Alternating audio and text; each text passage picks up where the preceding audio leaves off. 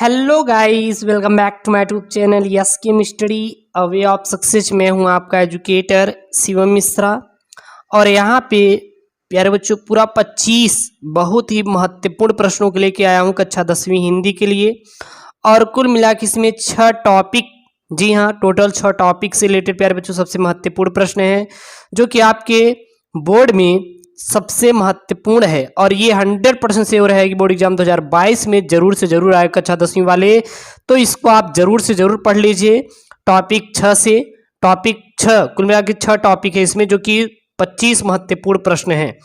और वो चाहे लेखक हो, चाहे कृतियां हो, चाहे रचना हो, चाहे कोई भी युग है, चाहे कवि से रिलेटेड हो, मतलब हर एक यहाँ पे टॉपिक प्यारे बच्चों 6 सबसे महत्वपूर्ण टॉपिक से जोड़ के प्यारे बच्चों प्रश्नों को लेके आया हूँ। और हाँ, पीडीएफ के लिए हमारा टेलीग्राम चैनल है यस के स्टडी, लिंक डिस्क्रिप्शन बॉक्स के अंदर दिया हुआ है, जाके फटाफट सब्सक्राइब करेंगे, ज्वाइन कर लेंगे। वहां पर वीडियो की नोटिफिकेशन, पीडीएफ की नोटिफिकेशन, हर एक नोटिफिकेशन फटाफट आपको मिलती रहती है और आप ज्वाइन करके आप अपना नोट्स पीडीएफ डाउनलोड फ्री में कर पाएंगे।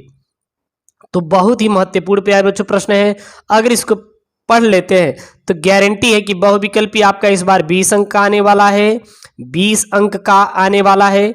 अति लघु उत्तरी भी उसी से रिलेटेड होंगे, तो इस बात की गारंटी देते हैं कि 20 अंक आपका पक्का ही हो जाएगा। 25 में से 20 अंक आपका पक्का रहेगा, क्योंकि छांट के प्रश्न को लेके आया हूं। जी हाँ, निचोड़ का मतलब समझते हैं ना, ढेर सारे प्रश्नों को लिया, उसमें से ऐसे प्रश्नों को उठाया जो कि बार बार रिपीट होते हैं।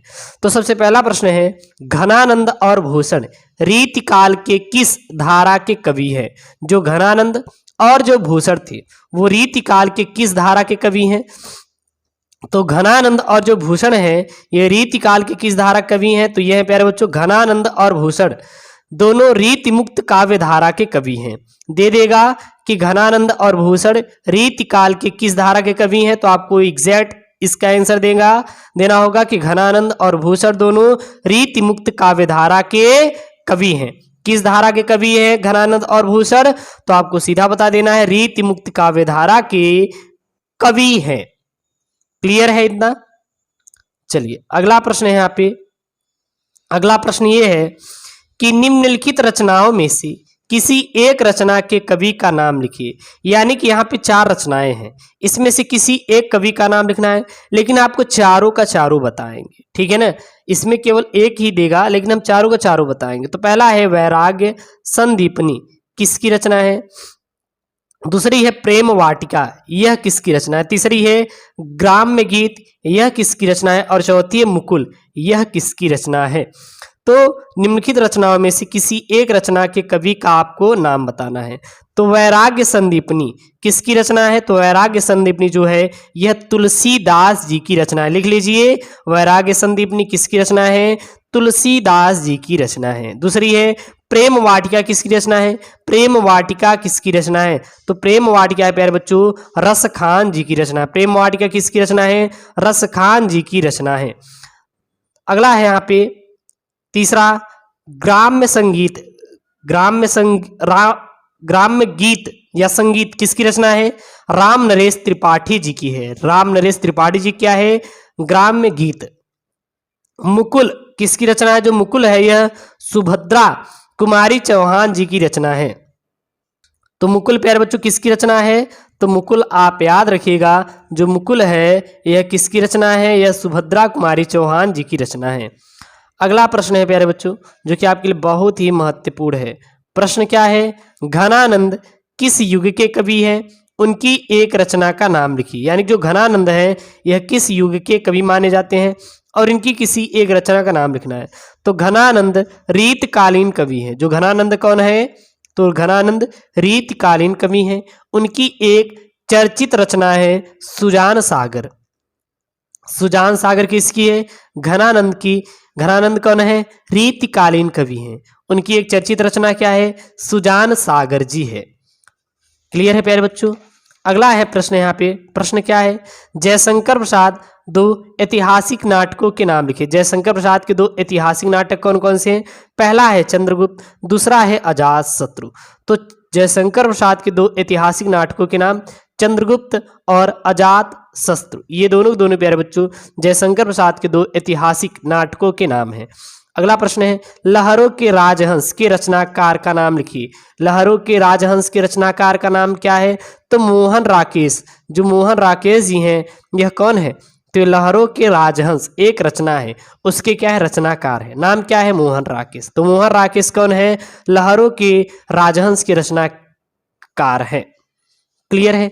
अगला प्रश्न है प्रगतिवादी युग के किन्हीं 2 प्रमुख गद्य लेखकों के नाम लिखिए। यानी कि प्रगतिवादी युग के किन्हीं 2 प्रमुख गद्य लेखक कौन कौन से हैं? तो पहले हैं डॉक्टर रामविलास शर्मा, दूसरे हैं शिवदान सिंह चौहान। तो प्रगतिवादी युग के किन्हीं 2 गद्य लेखकों के नाम क्या क्या है? पहला है डॉक्टर रामविलास शर्मा, दूसरे हैं शिवदान सिंह चौहान। ये दोनों के दोनों प्रगतिवादी युग के 2 प्रमुख लेखक हैं। तो प्रगतिवादी युग के किन्हीं 2 प्रमुख लेखक कौन कौन से हैं? डॉक्टर रामविलास शर्मा तथा शिवदान सिंह चौहान। ये दोनों को दोनों प्रगतिवादी युग के 2 प्यारे बच्चों प्रमुख गद्य लेखक हैं। नाम डॉक्टर रामविलास शर्मा, दूसरे शिवदान सिंह चौहान। क्लियर है।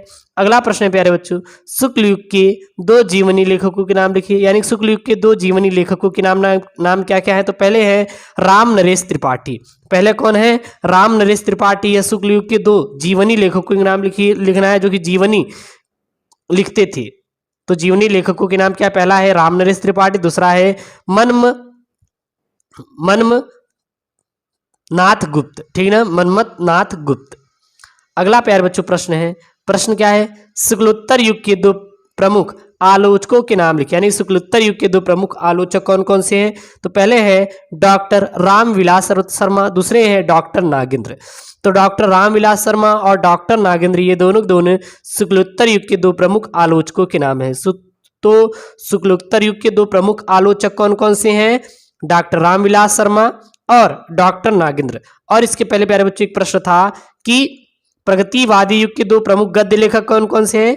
तो डॉक्टर रामविलास शर्मा यहां पर भी आए हैं। प्रगतिवादी युग के 2 प्रमुख गद्य लेखक में से एक हैं और दूसरे हैं शिवदान सिंह चौहान। और शुक्लोत्तर युग के 2 प्रमुख आलोचक कौन कौन से हैं? डॉक्टर रामविलास शर्मा और डॉक्टर नागेंद्र। तो मतलब दोनों एक ही है लेकिन अलग अलग टाइटल है, एक बात ध्यान देना। ठीक है ना। किसी एक उपन्यास लेखक का नाम लिखिए। तो प्रेमचंद्र, जो प्रेमचंद्र है यह उपन्यास लेखकों में से एक है। नाम क्या है? प्रेमचंद्र है। अगला प्रश्न क्या है प्यारे बच्चों? किन्नर देश में रचना किस विधा पर आधारित है? जो किन्नर देश में रचना है यह किस विधा पर आधारित है? तो यह देश दर्शन विधा पर आधारित है। किन्नर देश में रचना किस विधा पर आधारित है? देश दर्शन विधा पर आधारित है। क्या देश दर्शन विधा पर आधारित है? किन्नर देश में। ठीक है ना। तो किन्नर देश में रचना किस विधा पर आधारित है? सीधा बता देना है देश दर्शन पर सर ये आधारित विधा रचना है। अगला प्रश्न है झांसी की रानी के रचनाकार का नाम बताइए। झांसी की रानी के रचनाकार का नाम क्या है? तो है वृंदावन लाल वर्मा। वृंदावन लाल वर्मा कौन है? झांसी की रानी के रचनाकार है। तो झांसी की रानी के रचनाकार का नाम क्या है? वृंदावन लाल वर्मा है। अगला प्रश्न है इंद्रजाल के रचनाकार कौन है? इंद्रजाल के रचनाकार कौन है? इंद्रजाल के रचनाकार है जयशंकर प्रसाद। जयशंकर प्रसाद कौन है? इंद्रजाल के रचनाकार है। नाम क्या है? जयशंकर प्रसाद है। अगला प्रश्न है प्यारे बच्चों मकरंद बिंदु के लेखक कौन है? मकरंद बिंदु के लेखक कौन है? तो पदुमलाल पुन्नालाल बख्शी। मकरंद बिंदु के लेखक कौन है? पदुमलाल पुन्नालाल बख्शी मकरंद बिंदु के लेखक हैं। मकरंद बिंदु के लेखक कौन है? सीधा बता देना है पदुमलाल पुन्नालाल बख्शी जी मकरंद बिंदु के लेखक हैं। अगला प्रश्न है प्यारे बच्चों दूसरे तार सप्तक का प्रकाशन वर्ष बताइए। तो दूसरे तार सप्तक का प्रकाशन वर्ष कब है? तो 1951 ईस्वी में दूसरे तार सप्तक का प्रकाशन हुआ था। तो दूसरे तार सप्तक का प्रकाशन किस वर्ष हुआ था? सन 1951 ईस्वी में हुआ था। अगला प्रश्न है प्यारे बच्चों छायावाद युग के 2 महाकाव्य बताइए। तो छायावाद युग के 2 महाकाव्य कौन कौन थे? पहला है साकेत, दूसरा है कामायनी। तो पहला साकेत और दूसरा है कामायनी, ये दोनों छायावाद युग के 2 महाकाव्य हैं। अगला प्रश्न है प्यारे बच्चों हिंदी के प्रमुख संस्मरण लेखकों का नाम बताइए। हिंदी के प्रमुख संस्मरण लेखक कौन कौन से हैं?